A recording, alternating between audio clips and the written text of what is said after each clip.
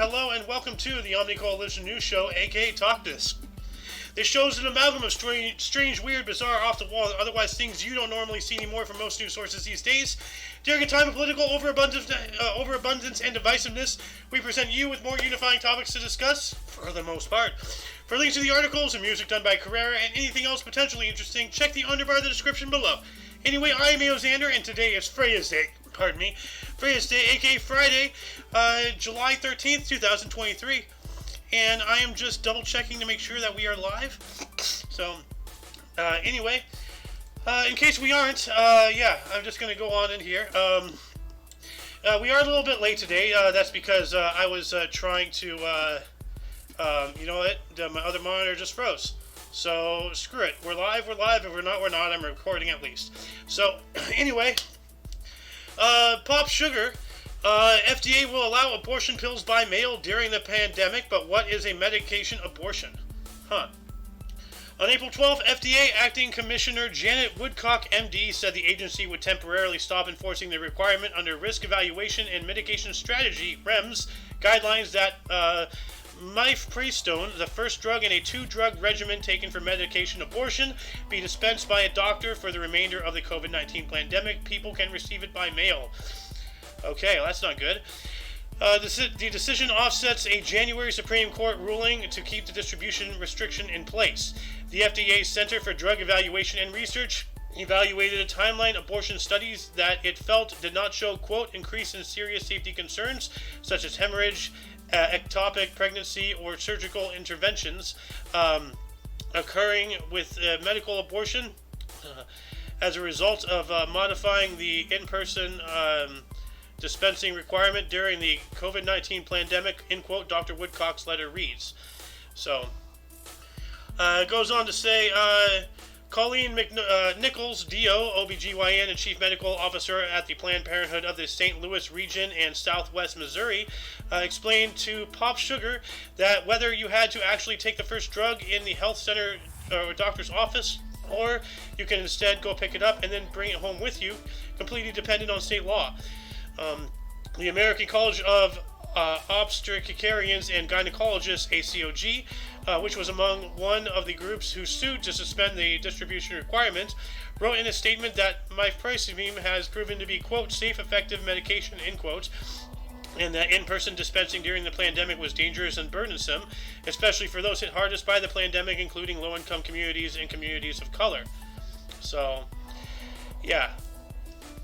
So just more garbage, essentially. Like trying to really push like people, killing their children in Canada. They're trying to push people to kill themselves. Like I don't know how much more BS. Like I keep saying this, like and every day more crap happens and people just don't do anything about it. So, but yeah, abortion by mail. Here you go. Let's move on up here from Geller Report. Canadian mother dies after long hospital wait time. That's not cool. This is what socialized medical system looks like. The left wants Canada's atrocious medical system for the United States. Watch below. Remember how they sold Obamacare using Canada as best case example. And I don't know what this is. That's an ad for something. So. Yeah, so it's saying listen to this article. So please go to the underbar of the description to watch this, because I don't know if there's any more to this article or if this is all just ads. So let's move on up here. More from Geller Report. Only 4% of students in South Bronx school can do math. Well, that's because math is racist, So of course, they don't teach that. They don't want they don't want people to actually know things. So. The highest taxes in the nation, these leftists are killing us. Last year, only 4% of PS333 students taking the state math test passed, and 10% passed the state reading tests. As data shows, only 37.9% of all New York school students were proficient in math. That's terrifying. So, more from Geller Report. Lisa Marie Presley dies suddenly at the age of 54. Dies suddenly, brought to you by you know who. So, Lisa Marie Presley, singer and daughter of Elvis and Priscilla Presley, died Thursday. She was 54 after a housekeeper allegedly found her unresponsive in her bedroom. Presley's ex-husband, Danny Q, who reportedly lives with Presley, performed CPR until paramedics arrived. Additionally, we're told there appeared to be no drugs on the scene of her medical emergency, which took place at her Calabasas, California residence. Lisa Marie Presley coded multiple times in the hospital after going into cardiac arrest at her home, Page 6 was told. So, that is truly unfortunate. Young at 52 or 54, still, like, you know, that's young in today's world. So, rest in peace, Lisa Presley. We're going to move on up here from Rebel News. We have a lawsuit against Disney, argues company was a state actor by forcing vaccine mandates. Yeah, this is what I've been saying. Pardon me. The suit argues that the Biden administration has relied on corporations to implement policies that may not be constitutional for the government to do itself, from social media censorship to vaccine mandates for airline employees. This is what I've been saying. The government is not doing all these mandates themselves, but their buddies who own and control all of these corporations are. That's how they're skirting the law. 2 former Disney employees have filed a lawsuit against the company after they were fired for refusing to take the COVID-19 vaccine. The lawsuit claims that Disney close partnership with the government made it a state actor, and that its vaccine mandate on employees will be the subject of the Constitution's Equal Protection Clause, the Daily Wire reported. The suit argues that the Biden administration has relied on corporations to implement policies that may not be constitutional for the government to do itself, from social media censorship to vaccine mandates for airline employees. I already read that. The lawsuit was filed by Beth Faber and Allison Williams, 2 former employees of ESPN, which is owned by Disney, and both companies are named in the suit. The lawsuit states that the Constitution provides that the government and state actors cannot take life, liberty, or property without due process and equal protection of the law. There is no dispute that the Defense Department was looking to partner with private business in its effort to vaccinate. At what point does partnership go beyond independent entities working voluntarily towards a shared mission to entwinement, such as they can be considered a state actor? So, this is very troublesome. But as we reported the other day, Florida is giving Disney a great big kick in the pants, as they need. So let's move on up here. More from Rebel News. Report confirms gender diverse persons commit sexual violence in federal prison, but CSC won't release the data. Not surprising. 2021 to 2022, federal prisons reported 39 offender-on-offender SCV incidents, varying from isolated incidents of unwanted touching to extended periods of abuse. A Correctional Service Canada, CSC's research brief found that men are typically involved in sexually coercive and violent SCV incidents in prison, as are women and gender-diverse persons. I read this paragraph here. Though men constituted the majority of victims and instigators in SCV incidents, smaller subgroups of women and gender-diverse persons are involved. When asked how many gender-diverse persons were involved in these incidents, the CSC would not release the numbers, citing privacy concerns. Yeah, of course. And I see we have been joined by Blob. Welcome to the show, good sir. But let's see here. It continues on in November. I'm just watching. Okay. I'm not joining, just watching. All right, fine, yeah. 2021, the federal government reported 93 people in federal prison as being gender diverse, most of whom reside in male facilities. Indigenous Canadians comprise 69% of instigators and 57% of victims. So, yeah, not good stuff in the prisons going on. We're going to move on up to Oddity Central. This is interesting. Chinese men model female lingerie live on stream to avoid permanent ban. What? Online commerce business in China are reportedly using male models to showcase women lingerie in order to exploit a legal loophole. Okay. Live stream commerce is very big in China. From makeup and apparel to food products and tools, businesses rely on this model to significantly boost their sales. However, a couple of years ago, the Chinese authorities started cracking down on the live stream industry in general, imposing a series of rules and guidelines that make it possible for Big Brother to immediately and permanently ban channels that break them. For example, mukbang, the South Korean eating show genre that was banned for promoting food waste. Similarly, women wearing lingerie on stream risk being charged with quote spreading obscene information, end quote. But I mean, like, I have to agree with that because like so many of these e-girls, utilize their bahunga bonga bungs, to get like donations and such. Like they flaunt it. They know, sex sells. It happens. Look at Carl's Jr.'s commercials, dude. So, but it says here, the last one really hit the live stream sales of lingerie business hard. Being unable to model the garments really impacted sales, but breaking the law by having women wear them on stream risked having the entire channel immediately and permanently banned. But some channels have found a loophole. Chinese legislation clearly specifies that women are forbidden from wearing female lingerie on live stream, but they say nothing about men. According to popular Twitter account, I'm not going to read that, several live stream commerce channels are now turning to slender male models to show off women's lingerie to avoid breaking the law. So, where there's a will, there's a way, and nature finds a way. And sometimes the way is weird. Let's move on up here. Oddity Central. Matchmaking Tinder priest has a record of 270 married couples and 0 divorces. That's cool.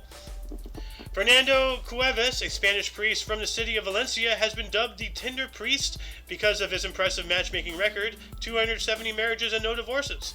Father Fernando's matchmaking career began 14 years ago. He was walking with a young practicing Catholic man named Salva when he was approached by a group of young women. Impressed by the beauty of the girls and knowing that they shared his Catholic values, Salva asked the priest to play matchmaker and introduce him to one of them. 5 months later, Salva married one of the girls, Gales, a fine arts student, and Fernando Cuevas' career as Tinder priest began. He has been taking his role as a matchmaking for practicing Catholics very seriously ever since. I mean, why not?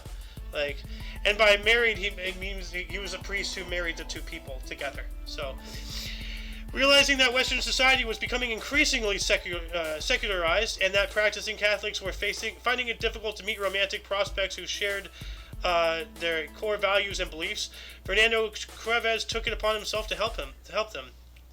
Well, what about what was it, FarmersOnly.com? What about Christian Mingle?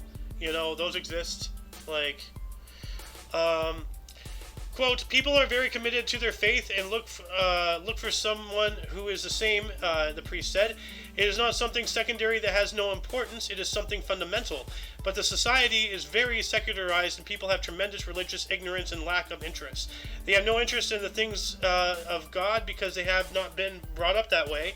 Those who do not want to live their faith attached to great importance to do what...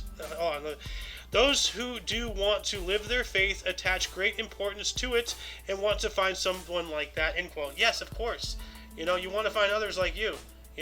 Like, at least, the mindset. Because, like, if you find somebody that you're not going to get along with, that ain't going to go well, So, anyway, let's move on up here. More from Oddity Central. This is rough. Man severs neck artery, suffers 3 strokes after turning his head too quickly. So, don't turn your head quickly, people. Like, a Missouri man can consider himself lucky to be alive after he ruptured a neck artery and suffered 3 strokes because of turning his head too quickly during a game of pickleball. Oh, of all things to almost die over. Joe Hentrich, a 35-year-old super fit man from Festus, Missouri, suffered the freak accident in November of last year. He and some friends were playing a game of pickleball, a racket sport similar to tennis. When he quickly turned his head to one side to track the ball, he felt and heard a strong pop in the back of his head. Oh, that's not good. And immediately started experiencing symptoms that he had never felt before. Little did he know that a quick neck turn had set in motion a series of injuries that would leave him fighting for his life. Moments after his violent neck pop, Joel experienced the worst vertigo of his life, and a couple of minutes later, he was being helped to the bench by his friends because he couldn't walk on his own. Quote, the ground went out from underneath me, and I ended up with extreme nausea, and I was projectile vomiting. There was tingling on the left side of my face, hand, and part of my leg, end quote, the man told SWINS. Or SWNS, I guess. Yeah, there's not an I. The 35-year-old was quickly driven to the local hospital where he was initially put in the waiting room with 50 to 60 other people. Luckily, Hentrich, who is a registered nurse, managed to explain the situation to a fellow nurse who immediately activated the protocol for suspected stroke victims. Minutes later, he was taken to a CT scan and then an MRI.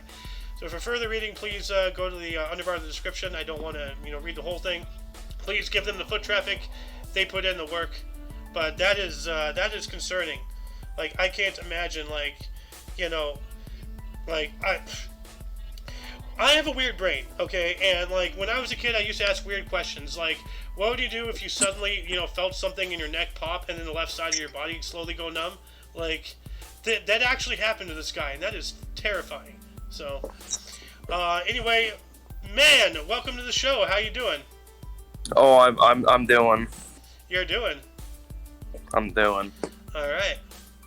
You still at the gym? I am not. I'm home. Oh. Yes, I also have a very interesting profile update. I just saw it literally change. And I am not going to give you my belt. Like, Give me your belt. No.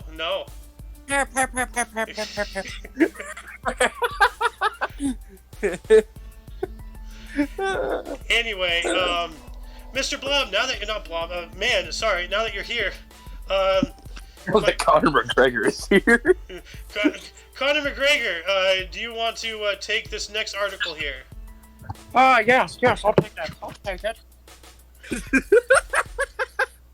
A gas pipe explodes in the Russian border as villagers flee from giant 165-foot flames. Oh yeah, no, they didn't give me their belts. Oh, so now we know what caused the explosion, okay. Conor McGregor happened. They got Conor McGregor. Conor McGregor got pissed off and started blowing everything up. Oh my god. Russia, you should have given him the belt, come on. Like... Yeah, you should have just given me your damn belt. Anyway.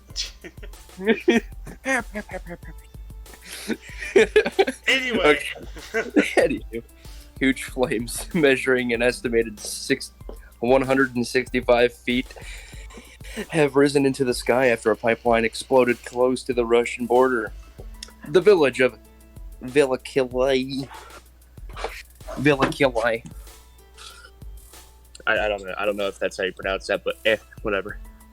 Near Pusvalis in northern Lithuania has been evacuated following the blast at around 5 p.m. today, according to reports. Gas company Amber Grid has confirmed it is currently investigating the cause. Dramatic footage from the scene shows lines of gridlocked traffic heading through the smoke as bright orange flames burn up ahead. Dude, like, I don't know why, but, like, as I said, I have a screwed up brain, but, like, the thought of, like, just, you're just sitting there, it's 5 p.m. getting ready for dinner, and all of a sudden there's a huge explosion. It's just like, oh god, what's going on now? Like, it's just like, oh no! you just hear, ah! And you just see like Conor McGregor fucking shuffling away. Like, oh god. Doing his kick run. Oh, yeah. But we got to put on some straight faces here because this is okay. Yeah. This one's kind of rough here. Got some more from the Mirror. Yes, man stabbed after vicious pair hacked at each other with machetes in broad daylight. I'm sorry. Jesus. Oh my god, man stabbed. There were people fucking slashing at each other, and he just runs between them and gets hit and it just gets stabbed. Jesus. Damn, poor a man guy. suffered life-threatening injuries after a brutal exchange with another man as both slashed at each other with machetes on a main road in London. What the fuck? Jesus. What's okay. going on? Only in London. Only in London. Well, I thought they banned knives, Apparently not. I thought knives were their whole shtick. The pair were seen brawling on the A127 in Romford at around 3:50 p.m. as members of the public stood helpless nearby. Oh my god. Why are you laughing? Bro, I'm just imagining. Everybody's gonna be like, dude, like, because if you've ever seen the movie Walk Hard, like, I'm just imagining. It's like a Star Wars battle. It's like a lightsaber duel with machetes. I feel so bad for him. Just And all of a sudden, a guy walks through. Bam! You just hear a thud.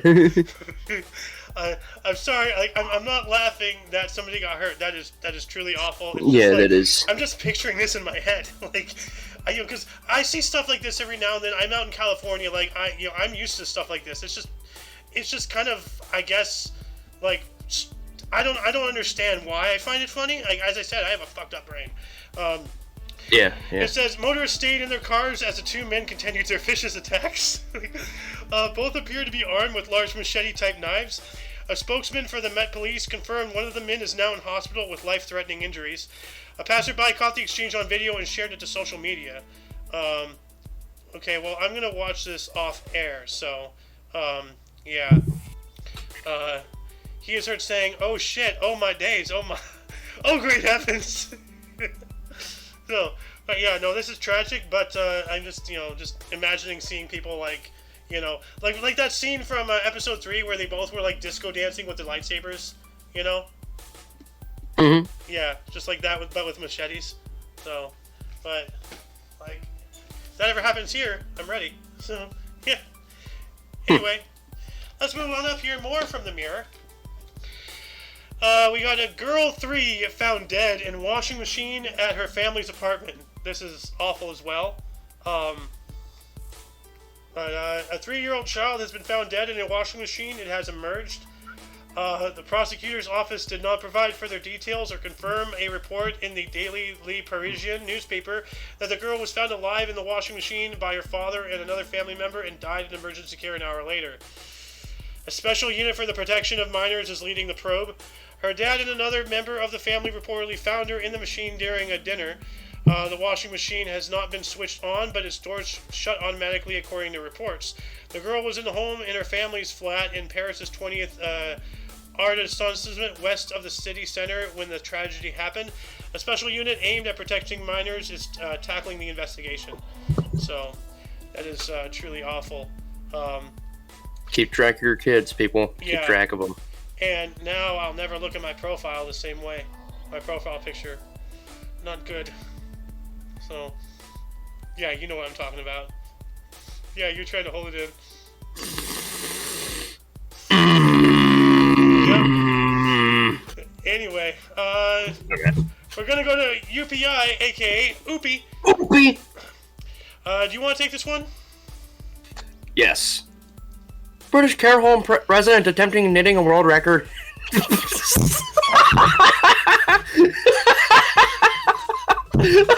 couldn't give a straight face.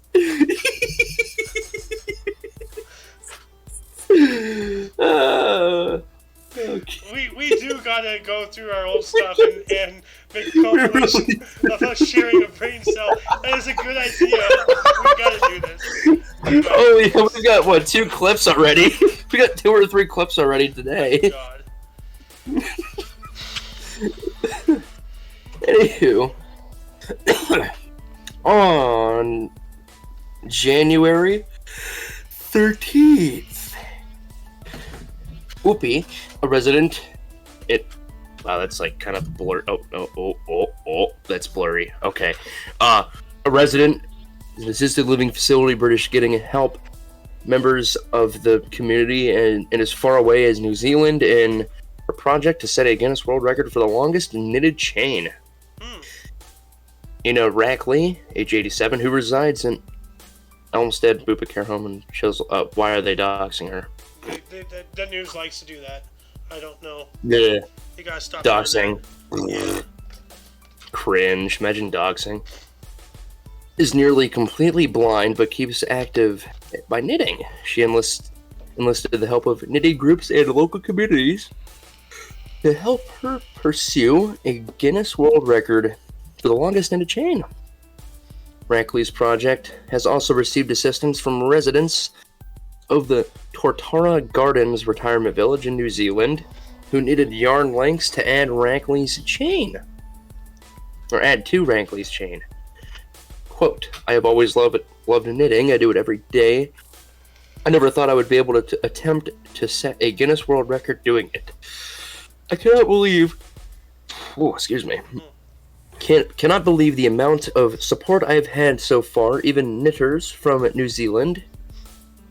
Well, even knitters from New Zealand. It's amazing, and I'm so touched. End quote. Brackley told in your area .co.uk. .ook. .uk.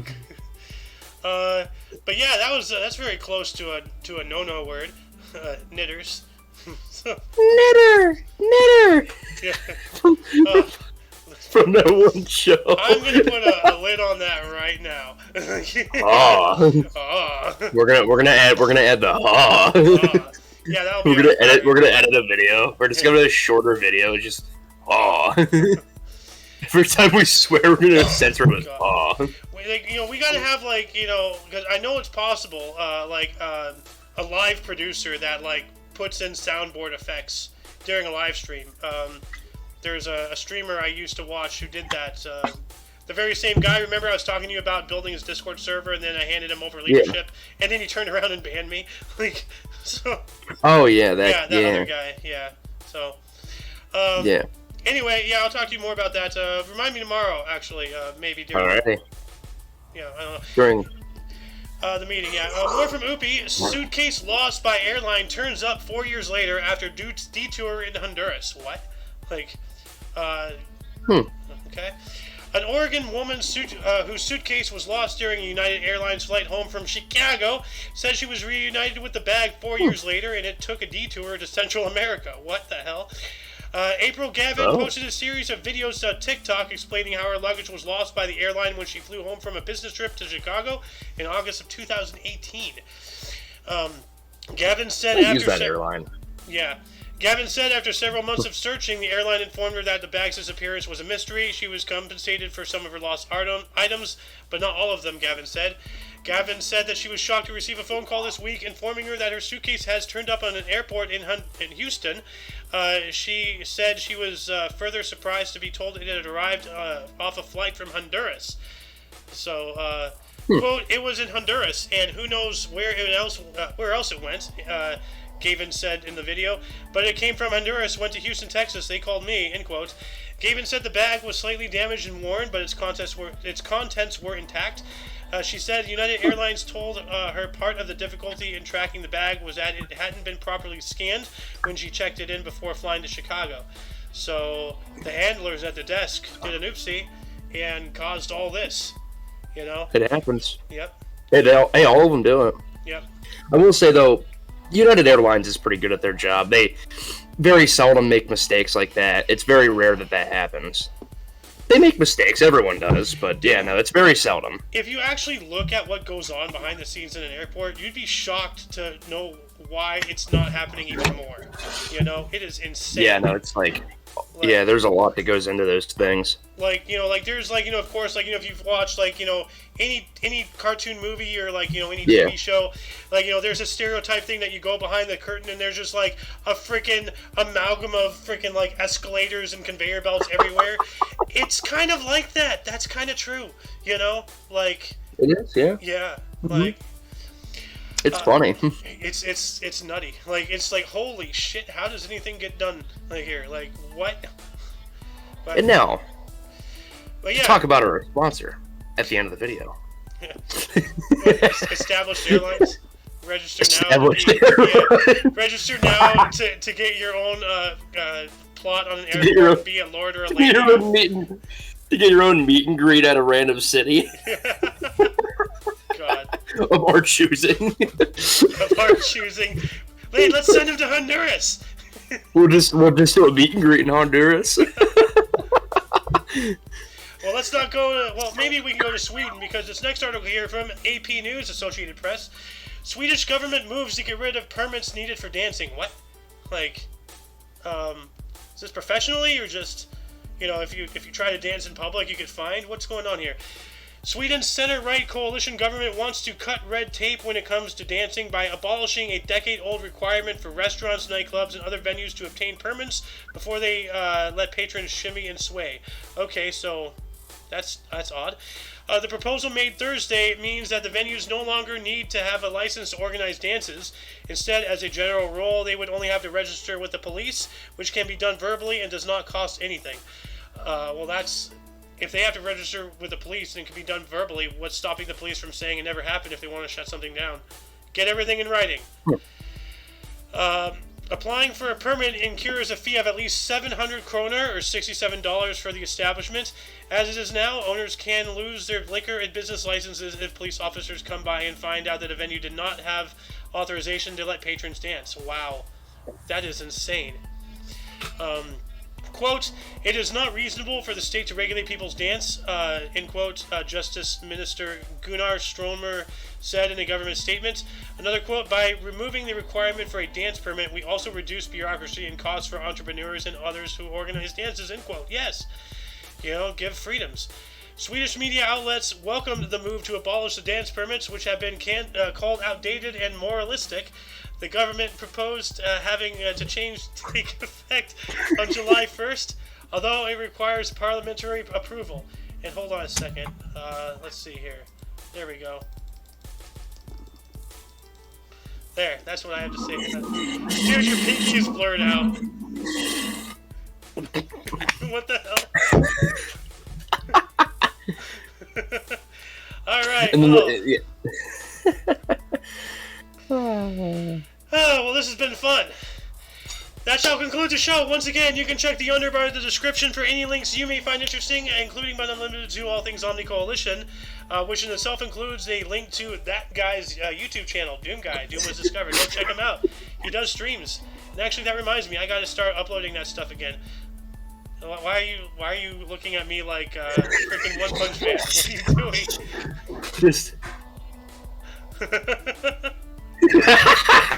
Just gonna shave my head bald and it'll look even better. Bro, you should get a bald cap and go on camera and freak Muffin out one day. It would just be like, what the fuck? Anyway, for your dose of different, odd, and otherwise unknown news, we stream Monday through Friday at 2 p.m. Pacific Time, which is 3 p.m. Mountain, 4 p.m. Central. You're on the East, right? Yeah, 5 p.m. Eastern. Thank you. And 11 p.m. German time, and most of Europe as well, Western Europe at least. Anyway, until you catch us on Monday. Correct. Oh, sorry, what's up, Blob? Yeah, that's correct. All right. 11 p.m. German time. Yep. Hey, I'm learning time zones. Hey, look at me. I'm getting smart. Anyway, until you catch us on Monday, or if you're interested in some history, we have a history show every day at 10 in the morning Pacific Time. Until then, don't forget to look right and left at every intersection, rate 5 thumbs, and subscribe. Toodles! Toodles!